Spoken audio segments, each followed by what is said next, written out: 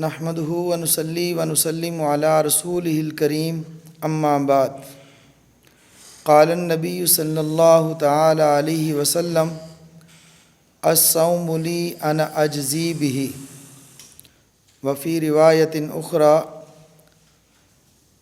الصوم لی انا اجزا بہ صدق اللہ العظیم و صدق رسولہ النبی الکریم ونحن علی ذلک لمن الشاہدین والشاکرین والحمد للہ رب العالمین۔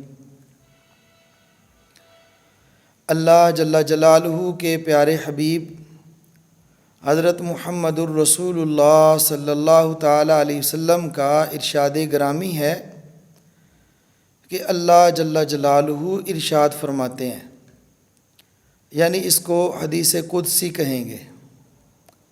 حدیث قدسی کا مطلب یہ ہے جس میں اللہ کے نبی صلی اللہ تعالیٰ علیہ وسلم یہ ارشاد فرمائیں کہ اللہ تعالیٰ ارشاد فرماتے ہیں، اس کو حدیث قدسی کہتے ہیں۔ اللہ جل جلالہ کے پیارے حبیب صلی اللہ تعالیٰ علیہ وسلم نے ارشاد فرمایا کہ اللہ تعالیٰ کا ارشاد ہے الصوم لی انا اجزا بہ الصوم لی انا اجزی بہ، روزہ میرے لیے ہے، میں خود اس کی جزا دیتا ہوں، اس کا بدلہ میں خود دیتا ہوں۔ روزہ میرے لیے ہے، میں خود اس کا بدلہ بن جاتا ہوں۔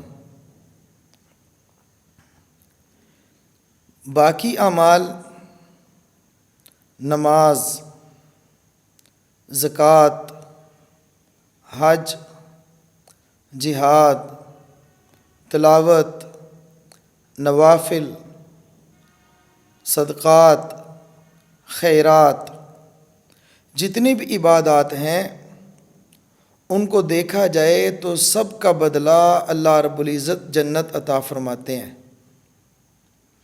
روزہ ایسی خاص عبادت ہے جس کے بارے میں یہ ارشاد فرمایا کہ روزہ میرے لیے ہے اور میں خود اس کی جزا دوں گا۔ اس سے اندازہ لگائیں کہ کتنی اہم عبادت ہوگی، کتنی بڑی عبادت ہوگی۔ اس کی وجہ ایک یہ بھی ہو سکتی ہے کہ جتنی بھی عبادات ہیں ان کے ساتھ کوئی نہ کوئی دوسرا شریک ضرور ہوتا ہے۔ نماز پڑھ رہے ہیں، اگر جماعت کی نماز ہے تو ساتھ جن کے ساتھ نماز پڑھ رہی ہے وہ دیکھ رہے ہیں اور وہ اس کے گواہ ہیں کہ اس آدمی نے نماز پڑھی ہے، اور دل میں یہ بات آ سکتی ہے کہ لوگ کہیں گے کہ یہ نمازی ہے، جہاد کیا ہے، لوگوں کے ساتھ کیا ہے۔ دل میں یہ بات آ سکتی ہے کہ لوگ کہیں گے کہ بڑا مجاہد ہے، صدقہ دیا ہے، زکوٰۃ دی ہے۔ ظاہر ہے جس کو دیا اس کو تو معلوم ہے، کم از کم ایک آدمی جس کو دیا ہوگا اس کو معلوم ہے، لینے والے کو،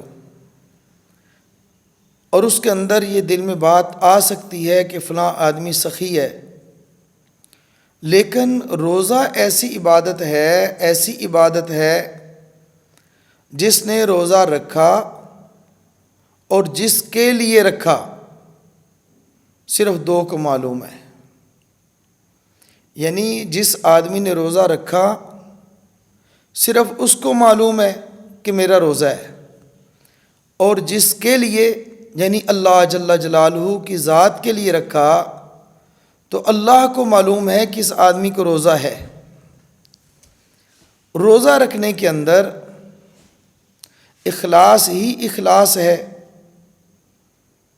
روزے کے اندر ریاکاری نہیں ہے۔ شاید یہی وجہ ہے کہ صرف ایک آدمی جس نے روزہ رکھا ہے کمرے میں اکیلا موجود ہے، فریج کھولتا ہے، فریزر کھولتا ہے، اس کے اندر آئس کریم موجود ہے، پھل موجود ہیں، کھانے پینے کی چیزیں موجود ہیں، اور اس کو کھولتا ہے، دل کرتا ہے کھا لوں لیکن کھاتا نہیں، اور اس کو یہ بھی معلوم ہے کہ کوئی اس کو دیکھنے والا بھی نہیں، اب وہ نہیں کھاتا کس لیے؟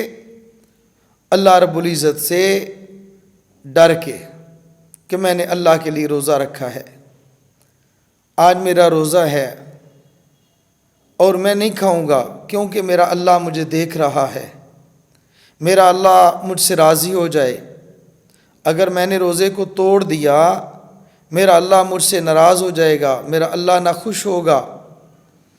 اس وجہ سے کہ اس عمل کے اندر کسی دوسرے کا دخل نہیں ہے، اللہ رب العزت کی ذات کے لیے روزہ ہے، تو اس لیے اللہ ہی اس کا بدلہ اور اس کا اجر عطا فرماتے ہیں۔ الصوم لی انا اجزی بہ، یعنی اللہ رب العزت نے اس اجر کی نسبت اپنی طرف کر کے روزے کی اہمیت کو اجاگر فرمایا ہے، روزے کی اہمیت کو بتلایا ہے۔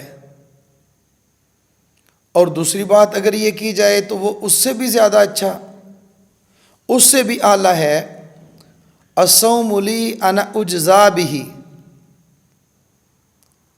اگر اس کو سمجھ نہ ہو تو میں ایک واقعہ عرض کرتا ہوں۔ حضرت سلطان محمود غزنوی رحمۃ اللہ علیہ بادشاہ ہیں، ان کا ایک غلام ایاز،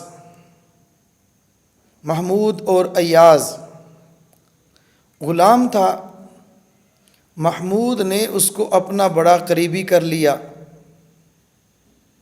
ایک دن بادشاہ نے اپنے شاہی محل میں اعلان فرما دیا، آج اس شاہی محل کے اندر جو چیز موجود ہے اس پر جو بھی ہاتھ رکھے گا وہ اس کی ہو جائے گی، اس کا وہ مالک بن جائے گا۔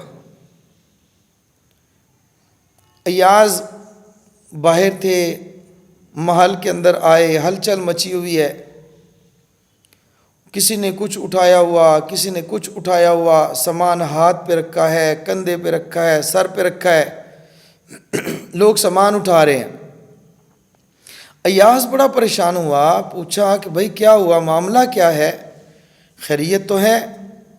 لوگوں نے کہا کہ آج بادشاہ سلامت نے اعلان کیا ہے کہ جو آدمی جس چیز پر ہاتھ رکھے گا وہ اس کی ہو جائے گی۔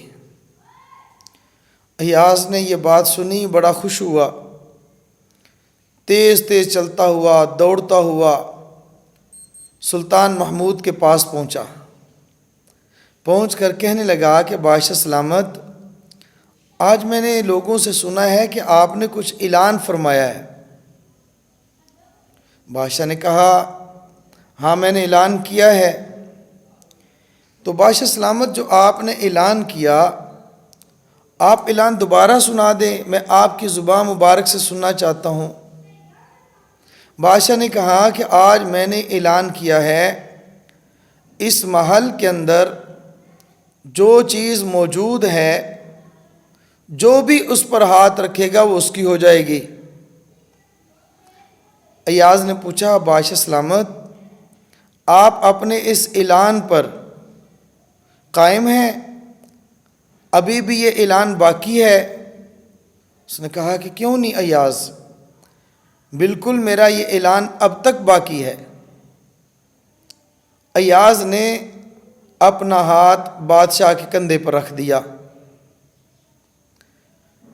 جب کندھے پر ہاتھ رکھا تو سلطان محمود نے یوں ایاز کی طرف دیکھا، دیکھ کر فرمایا ایاز یہ کیا؟ میں نے تو کہا کہ جس چیز پہ ہاتھ رکھو گے اس کی ہو جائے گی، اور تم نے میرے کندھے پہ ہاتھ رکھ دیا۔ کہا بادشاہ سلامت، آج میں نے سوچا جس کا بادشاہ ہوا اس کی بادشاہت ہو گئی، جس کا سلطان ہوا اس کو سلطنت مل گئی، جس کو حاکم ملا اس کو حکومت مل گئی۔ تو اس لیے آج میں نے آپ کے کندھے پر ہاتھ رکھ کے کہہ دیا کہ بادشاہ تو میرا ہے، جب باعث سلامت آپ میرے ہیں تو بادشاہت میری ہے۔ جب انسان روزہ رکھتا ہے اور روزے کے بدلے میں اللہ اس کے ہو جائیں تو سب کچھ اس کا ہو گیا، سب کچھ اس کا ہو گیا۔ اس بات کو سمجھا تھا صحابہ کرام رضی اللہ تعالی عنہم اجمعین نے، اور پھر انہوں نے اللہ کو اپنا بنایا۔ جب انہوں نے اللہ کو اپنا بنایا تو اللہ نے ساری مخلوق کو ان کا غلام بنا دیا، ہواؤں کو غلام بنا دیا، دریاؤں کو غلام بنا دیا، مچھلیوں کو ان کا غلام بنا دیا، جنگل کے درندوں کو ان کا غلام بنا دیا، زمین کو ان کا غلام بنا دیا، کیونکہ انہوں نے اپنے اللہ کو راضی کر لیا تھا، اللہ کو اپنا بنا لیا۔ یہی وجہ ہے حضرت فاروق اعظم رضی اللہ تعالیٰ عنہ دریا کو حکم دیتے ہیں تو دریا ان کا مطیع ہو کر چلتا ہے، زمین کو جس پر زلزلہ آیا اس کو رکنے کا حکم دیتے ہیں تو زمین پہ زلزلہ ختم ہو جاتا ہے، زمین تھم جاتی ہے۔ ہواؤں کو حکم دیتے ہیں یا ساریہ الی الجبل، ہوائیں ان کے حکم پیغام کو لے کر دوسری جماعت تک ان کے پیغام کو پہنچاتی ہیں، ہوائیں غلام بن گئیں۔ حضرت سفینہ رضی اللہ تعالیٰ عنہ افریقہ کے جنگلات میں درندوں کو مخاطب کر کے فرماتے ہیں کہ جنگل کو خالی کر دو۔ جنگل کے درندے ان کی غلامی کرتے ہوئے جنگل کو خالی کر دیتے ہیں۔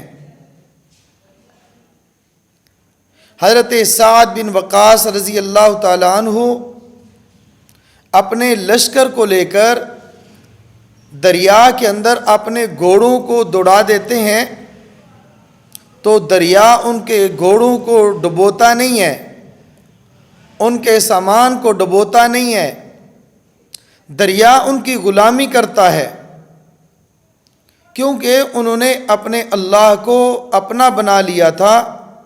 جب اپنے اللہ کو اپنا بنا لیا تو اللہ نے ساری مخلوقات کو ان کا غلام بنا دیا تھا۔ جب اللہ مل جائے گا تو خود بہت ساری چیزیں مل جائیں گی، اس لیے فرمایا الصوم لی انا اجزا بہ، روزہ تو میرے لیے ہے، میں ہی اس کا بدلہ دوں گا۔ الصوم لی انا اجزا بہ، روزہ میرے لیے ہے اور میں خود اس کا بدلہ بن جاؤں گا۔ سبحان اللہ، جب اللہ جل جلالہ ہمارے ہو جائیں تو پھر ساری مخلوقات ہماری ہو جائے گی۔ جب اللہ جل جلالہ ہمارے ہو جائیں گے تو جنت تو خود بہت مل جائے گی۔ روزہ بہت اہم عبادت ہے اور بہت بڑی عبادت ہے۔ رمضان کا مہینہ ہے، خاص کر رمضان کے اندر ہمارا ایک بھی ناغہ روزے کا نہیں ہونا چاہیے۔ اللہ رب العزت توفیق عطا فرمائے تو ہمت کریں۔ بیماری، چھوٹی موٹی سفر اور ایسی چیزیں حائل نہیں ہونی چاہیے۔ ہمت فرمائیں، دن کا روزہ رکھیں، رات کو تراویح پڑھیں، کثرت کے ساتھ قرآن کریم کی تلاوت کریں۔ میرا اللہ مجھے بھی آپ کو بھی پورا مہینہ رمضان کے روزے رکھنے کی توفیق عطا فرمائے۔ جو حضرات، جو خواتین روزے رکھ رہے ہیں، اللہ پاک اپنی بارگاہ میں ان کے روزے کو قبول فرمائے۔ اللہ رب العزت ہمیں ایسا روزہ رکھنے کی توفیق عطا فرمائے جیسا اللہ رب العزت نے روزہ رکھنے کا حکم دیا ہے، یعنی روزے کا مقصد تقوی ہے۔ تقوی والا روزہ اللہ رب العزت ہمیں رکھنے کی توفیق عطا فرمائے۔